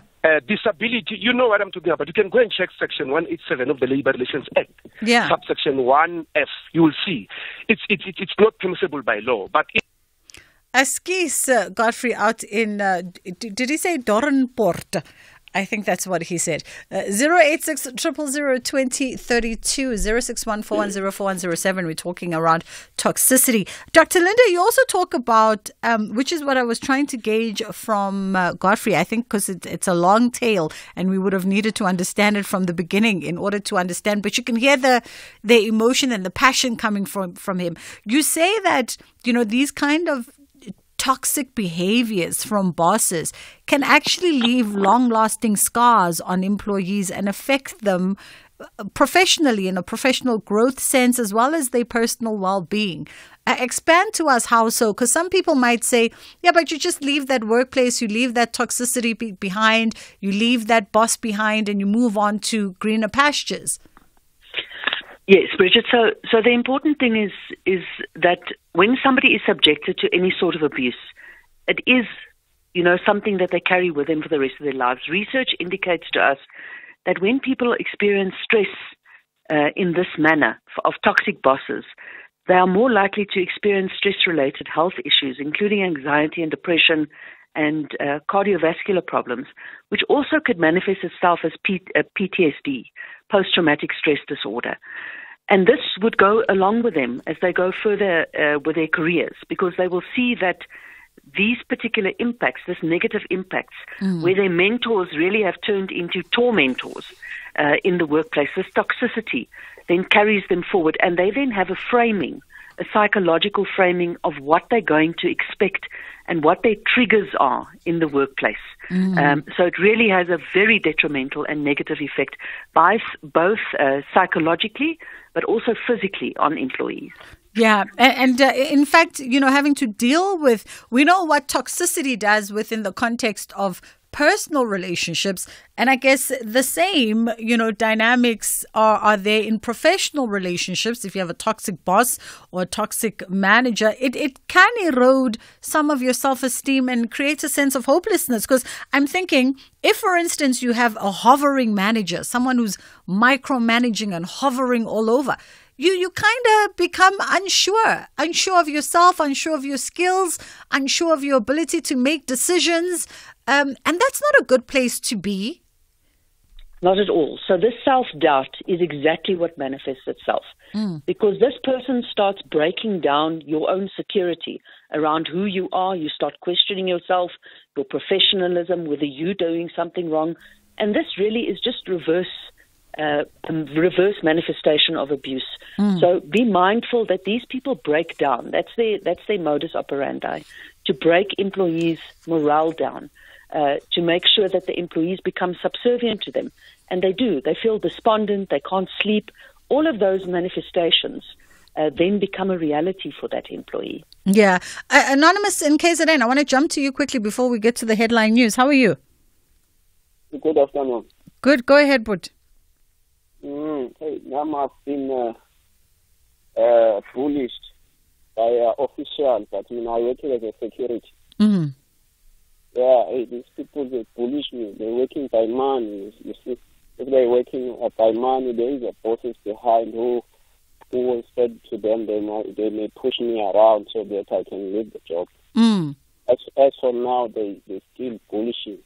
Yeah. But unfortunately, they didn't win, but it is a thing that is happening.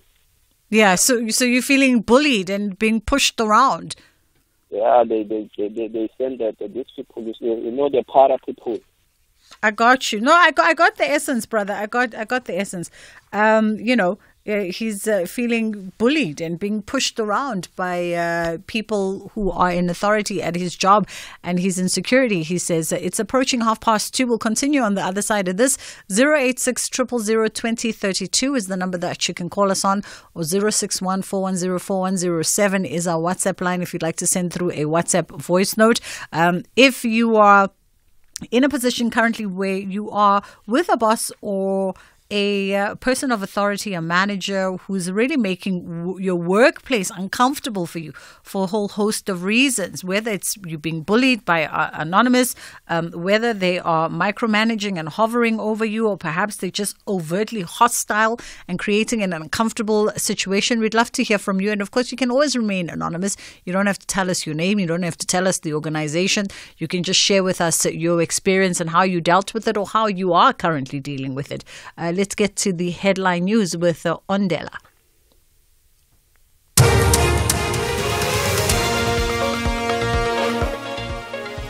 Thank you, Bridget. News headlines at 2:30 on SAFM. I am Ondela Mbana, and a very good day. The ANC's disciplinary hearing against its former president Jacob Zuma will be forging ahead virtually on Wednesday, 17 July 2024 at 10 a.m. This is revealed in an ANC National Disciplinary Committee notice of set down dated July 1st, 2024. PAC leader Mzwanele Nyonzo has been appointed as the Minister of Land Reform and Rural Development. President Ramaphosa last night announced Nyonzo's appointment to the post to serve in the 7th administration. And meteorologists are warning that Hurricane Beryl, now approaching the Windward Islands in the Caribbean, is an extremely dangerous and rare weather phenomenon. A full update follows at the top of the hour. Here, there, and everywhere. SAFM 106.1 FM in Bombela.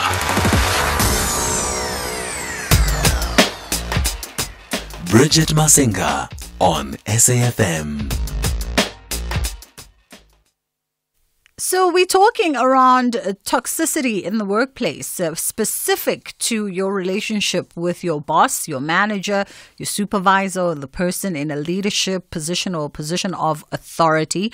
And we are asking you to share your personal experiences if you are currently in that kind of situation, or maybe you have been during the course of your employment life. And how did you navigate around it? You've heard, of course, Dr. Linda, who is an expert in such dynamics, talking around the various types of toxic traits that could be present or that could be exhibited by your bosses, from the micromanaging, hovering boss to the absent leadership boss to, of course, those who are overtly hostile, who ultimately create fear, who rule by fear, and what one could potentially do within the respective characters in order to either extricate yourself from that situation or perhaps to try and mitigate it and make it better. And our lines are open for you to share your stories and, of course, your experiences on 086 000 2032 or 061 410 4107 is our WhatsApp line. Let's go to WhatsApp. Oh, I've got the worst. You're the worst manager. And the worst part that I'm more knowledgeable, like in terms of skills-wise, than him. I mean, the things that I can do, he can't even look at them. I'm a software developer, and he can't even look at those things. But the level of toxicity, I mean, he just wishes that we could just disappear so that he can call his friends to outsource and chow the money of the department. This guy, I just wish, one day he wakes up and I wake up in another nicer place. But I'm not going anywhere. I'm working for my kids. So he can go and hike a train in the middle of, I don't know where. Afternoon, Bridget. The sad thing about, this is Matlatsi from Pretoria, the sad thing about these bosses that are not good for you is that they want you to be stuck. They don't want you to grow. They don't want you to progress in life. And they want to suppress you. They won't give you positive references. They want to give you negative references so that you don't leave. Nobody wants you outside of them. So you are stuck. You're suppressed. You're stuck. Sure. That's being caught between a rock and a hard place, Matlatsi. Anonymous, how are you in Rudaport? You good? I'm okay. And how are you, Bridget? I'm good, thank you. Go ahead. Yeah, I'm working in the space where I deal with employees on a daily basis. You know, there's a phenomenon that I've seen which exists in the environment where we have got toxic leadership. Myself, I call it a syndicate of toxicity. Because, you know, as an employee, you get affected, you know, you suffer from any form of harassment. And according to the procedure that you need to follow, one thing that you need to do obviously is to report the case to the relevant section. Remember, I spoke about a syndicate. You report to the relevant section where a member of a syndicate exists. At the end of the day, you don't find help because they are feasting on this thing. They're doing the same thing and they protect each other. What I've seen in my years of experience, I think I'm 16 years now in the field. Yeah. We end up seeing people exiting. They will write whatever experience they had in the exit interview. Nothing is done about it. It's very, very difficult and, you know, disgusting, for a lack of a better way, because we see young people. Young people, I'm talking about those that are entering the, you know, early stages of their career. They experience these things and the aftermath, you know, the consequences of such exposure. It goes a long way because you end up, I've seen people who came to the labor market being brilliant, promising. You could see that there's potential here. But because of this exposure, at the end of the day, you realize that this person cannot make it. Yeah. It's either they suffer from, you know, the psychosocial issues such as your depression, your anxiety, that the good doctor was talking about, your high stress levels and uncontrollable. Some, they end up hospitalized. Absolutely, Anonymous. Rich in Durban, how are you? I'm all right, thanks. How are you, Bridget? I'm great. Go ahead, Put. Yeah. No, Mina, I'm thinking this is just a South African phenomenon, Bridget, because it's everywhere. The objectives and the mission of the company will say one thing, and then you've got human resources management departments who will not challenge or take up issues like this. At the same time, these companies are employing bosses like this. And once we employ a boss like this, and he moves higher up in the organization, he will employ people like him. And it's not like it's invisible to the upper echelons of the organization. I'm just thinking this is just a South African phenomenon, and there's no way of solving it, frankly. Thank you very much, Rich. Thank you for the call. Dr. Linda, I mean, if we had to make our way backwards, this is not something that we would, even as South Africans, it's not a reputation that I think Business South Africa would like out there. Absolutely. This is something that can really affect a company's reputational value.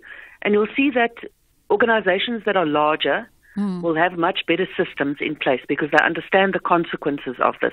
When there are vulnerable employees in smaller organizations or in domestic households, it's quite right that their rights are often infringed on and impacted much more negatively than somebody that is in a mid-sized or large organization. And it's a global phenomenon. I mean, it happens everywhere.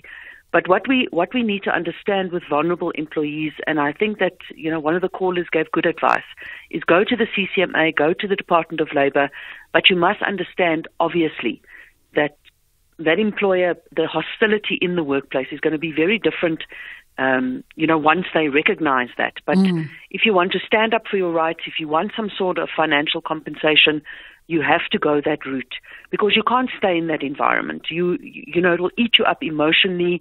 It really will negatively affect you in the long term. But for vulnerable employees, make sure that your UIF is paid, all of those things, so that you have a plan of action when you leave this particular environment. And, I just wanted to say to Anonymous about his boss that is jealous, and he is really trying to sabotage his career, but that he's got the strength to stand up and say, I'm not going anywhere. Yeah. Because my boss is incompetent, but I'm going to stay here, and I'm going to show him that the level of competence, I will emerge better than my boss.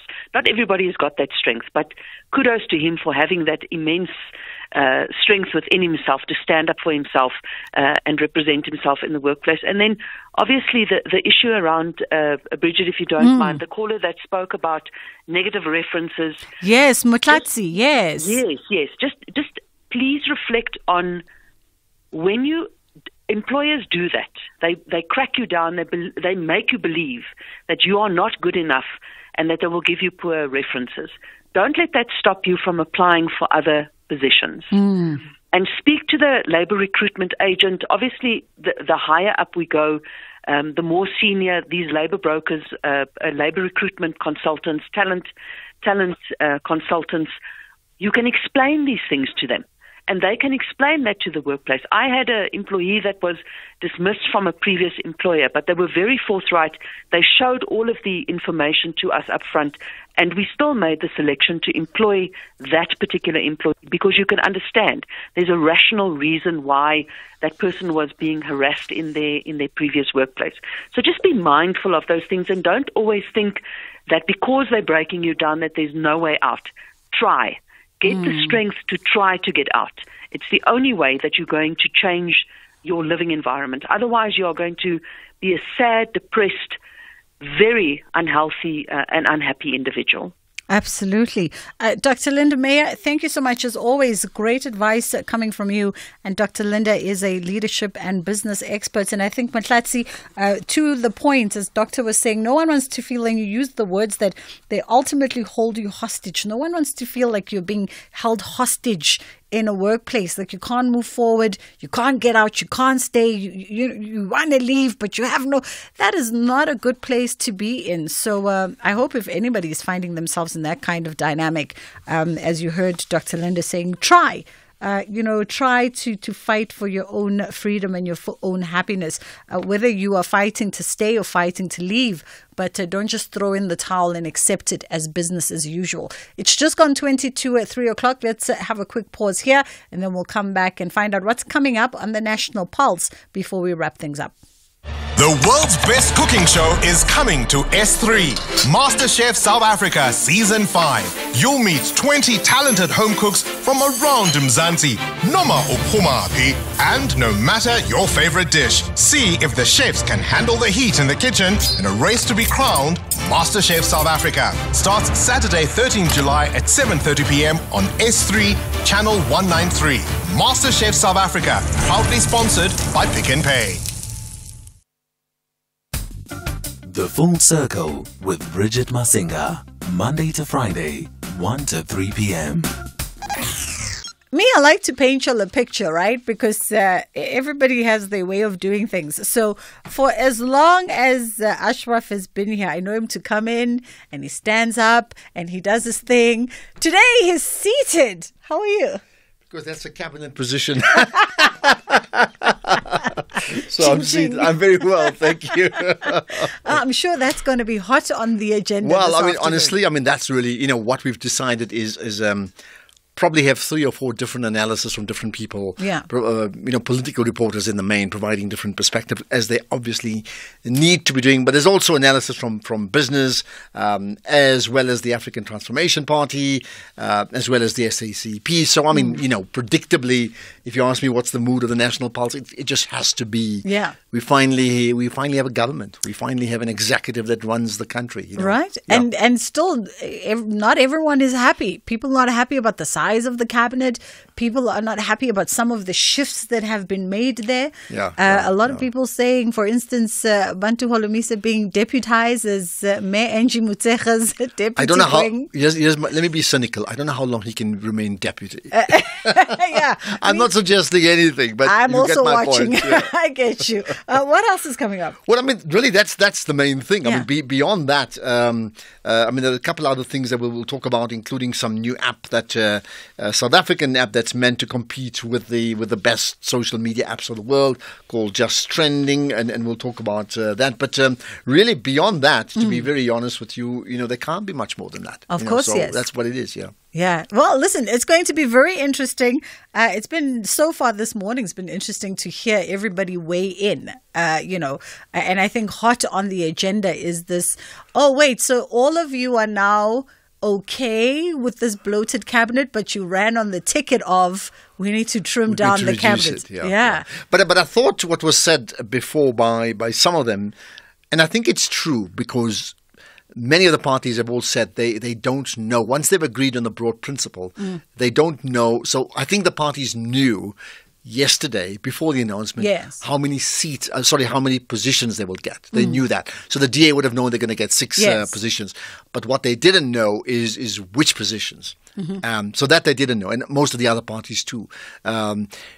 So with that in mind, they're now suggesting, well, if it's gone bigger, don't ask us. Yeah. Because we got what we wanted, the 6, but go and ask the ANC. Yeah. And the ANC clearly has broadened it, whatever their motives are, to try and make sure that they're as inclusive as possible with a whole lot of other people that they owe, because there's lots of trade-offs that take place. Oh, clearly. yeah. Absolutely. Very interesting indeed. I've been watching. I've been listening. I've been watching. And since you went to the Arts Festival, you have a new Minister of Sports, Arts and Culture, which we could talk about. I'm going to reserve my commentary on that because, the artistic and creative world always says, why do we always get the raw end of the stick? Why do we get it? And so I don't know. But so far, we've had ministers that are enthusiastic. Whether or not they have experience and the know-how of understanding the nuances beyond the 3 major sporting disciplines, let's just keep, they're enthusiastic. Yeah, well, a good example is Naledi Pandor. I mean, I can't remember all the things, but I mean, she's been the Minister of Home Affairs. Yes. She's been the Minister of Science and Technology. She's been the Minister of International Relations and a couple others that I can't quite remember. And if you see, the question is so how knowledgeable is she in all of them? The truth is no. But she has a certain competency that she can implement, so you don't actually have to be. There are very few doctors who are ministers of health.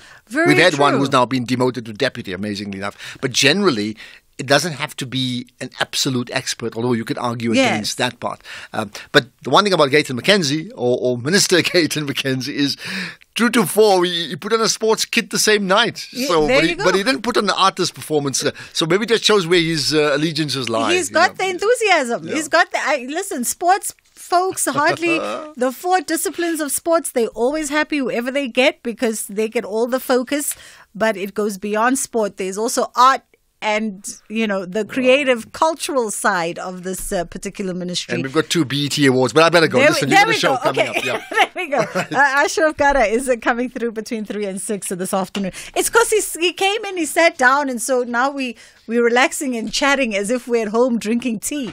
But that conversation continues on the National Pulse between 3 and 6. Here, there, and everywhere. SAFM 107 FM in Kroonstad.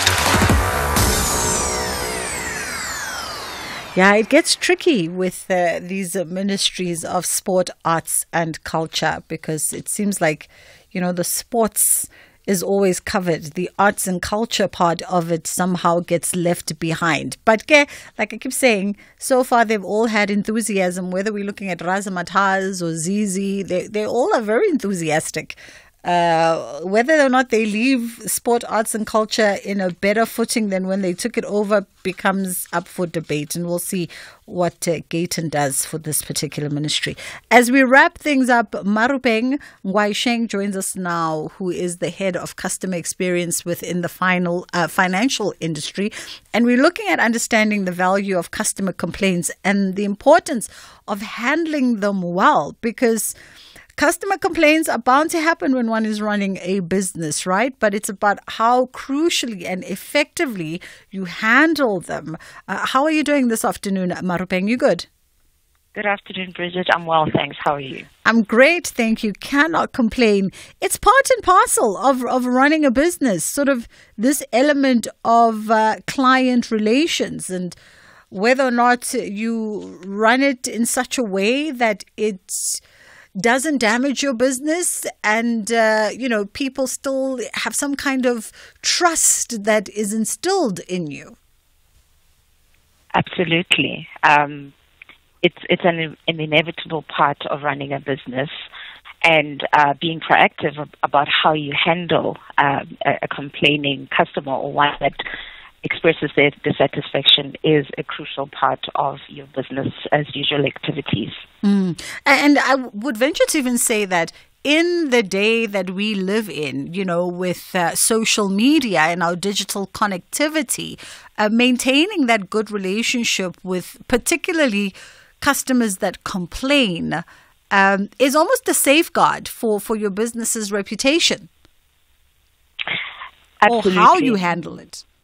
How you handle it. It is a safeguard for your business's reputation.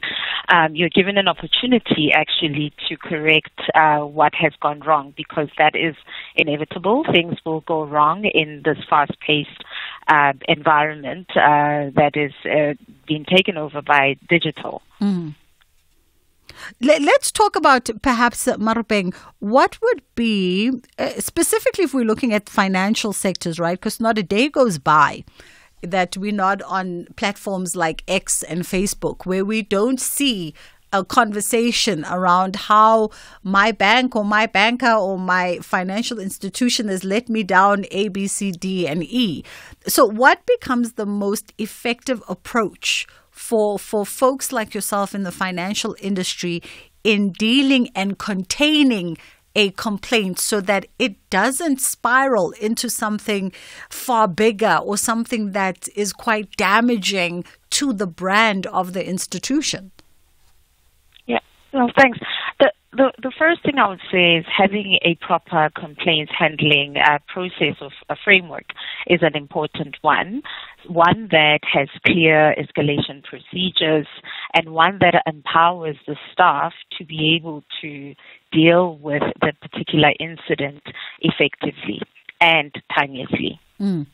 And of course, I hear that, right? Sort of having the program in place, but then that at times doesn't stop the conversation, especially if we're looking at social media. That doesn't stop things from snowballing. Are there approaches then that can contain that? Because Bridget tweets one thing about an experience that she has, someone retweets it, 10 other people jump onto the conversation sharing their stories. Before you know it, my small issue has now gained the traction of 20,000 people on social media, and all of them sharing their own individual complaints, but as a collective, it now positions you as an institution in bad light. Yeah. So I think the first thing is that by the time you go to social media, you have not heard. Your complaint or your issue has not been resolved. So the first thing in this process is making sure that the customer feels heard, they feel that they are understood, and their issue is going to be resolved promptly. That requires that an institution to handle it with a level of empathy. So speak to me or speak to the customer as the human that they are, and also ensure that you are dealing it with a level of sincerity. Give them timelines of when you will be resolving their issue. Keep them updated along the way so that they don't have to feel frustrated to a point where social media is the channel that they resort to get their issue resolved. Now, a lot of customers would say, and once again, because you come from the financial institutions, and you see this as well, that a lot of customers will say, well, the only way we can get some kind of resolve on a matter timelessly from our financial institution or our bank is once we start making a noise on social media. Once we go out there in public and paint you with this brush, then, the institutions are quick to respond. Is that a fair assessment of the experience that people are having, particularly with the financial sector? I would say that it is fair from the perspective of the customers, and I think it is fair when we have to internally look at processes have not worked. I think the onus lies on the institutions to really do that analysis and take the feedback on board and work with customers to understand and make sure that they understand what would work for customers, what are customers expecting, and what are they doing to ensure that they meet those expectations. Because at the end of the day, it is a relationship. And if one party feels that you are not hearing me, you have to be proactive as an institution to ensure that you are hearing those customers. And one way to do that is to have regular feedback mechanisms implemented so that you can pick up some of the issues proactively. Okay. Let's also talk about, your policies. Would it be sort of better practice for transparency to be implemented in communicating policies? Absolutely. It would be. I think sometimes when something goes wrong and a customer is referred to the terms and conditions, they may have not even looked at those until that moment, and that's their moment of truth. So actually clearly communicating those policies, terms and conditions to avoid any misunderstanding would be to the benefit of both institution as well as customer. Yeah. You talk about silent dissatisfaction in your piece. You talk about silent dissatisfaction can lead to lost business without any opportunity for ratification. Do you find that a lot more South Africans maybe fall within this category of I'll be disgruntled privately and silently and then I'll just take my money elsewhere or my business elsewhere? Most customers, or most South Africans rather, have found their voice, particularly with regards to what social media enables us to see. I do think, though, even though they've found their voice, they still do go. So sometimes what you find is that I might be complaining on social media, or a customer might be complaining on social media, but they've already left. They've already checked out. So it is really crucial to have that regular check-in, regular feedback, partner with your customer to improve the services that they expect from you, the solutions that they expect from you. Because, yes, it is lost business. Customers that are satisfied are repeat customers. Customers that are satisfied take on more products with you, and they are more likely to recommend others to your business. So they are your brand ambassadors. So maintaining that relationship and opening and welcoming feedback is a key business, should be a key business strategy. Yeah. Just as a parting shot, how proactive should companies be when facing some kind of dissatisfaction or complaint? They should be very proactive. I spoke earlier about, that regular feedback mechanism. I also speak about, I like to place emphasis on data. When a customer engages with you, you've got lots of data crumbs that tells you how that customer behaves with your products and solutions. So if you use that to continuously improve your processes, you are most likely to enhance your customer experience and service proactively. Yeah. Marupeng, thank you so much for the time. That was Marupeng Ngwasheng. And of course, Marupeng is head of customer experience within the financial industry. And that is how we draw a close to our show this afternoon. I hope you've had a great time with us. We thank you for always choosing us. By the way, I've become that person, hey? I have become that person. If you talk about a black Karen, I am a black Karen. I will complain.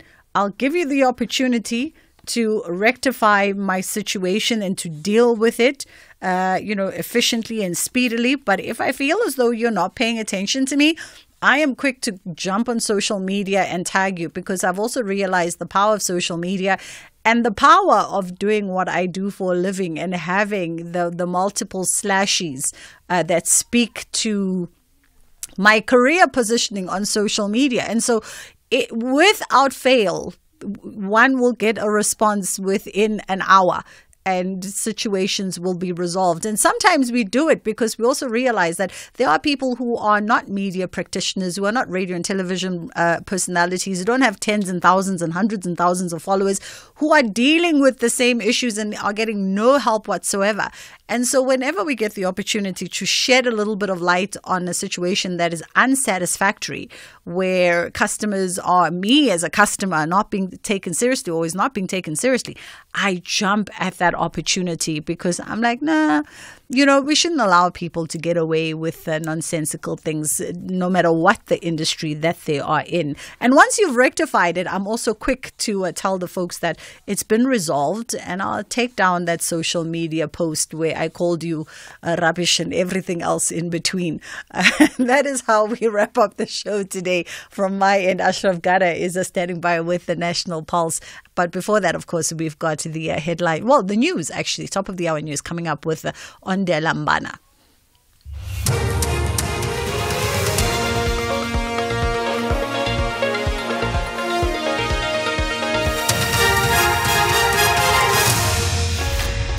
Thank you, Bridget. Top stories at 3. ANC moves forward with its hearing against Zuma and a lion on the loose in Mpumalanga.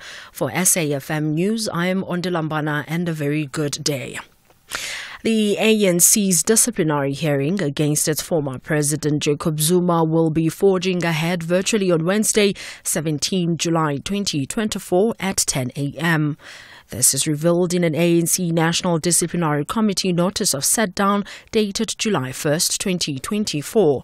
The hearing was previously postponed in May due to what was cited as security concerns after the NDC was advised to hold the hearing in abeyance until after the 2024 polls. Kenny Mapanga reports. Former ANC President Jacob Zuma is facing 2 counts of contravening the ANC's constitution. This is in relation to his endorsement of the newly formed Umkhonto weSizwe political party, which is now the 3rd biggest party in the country, following the 2024 May polls. Zuma may be represented by any ANC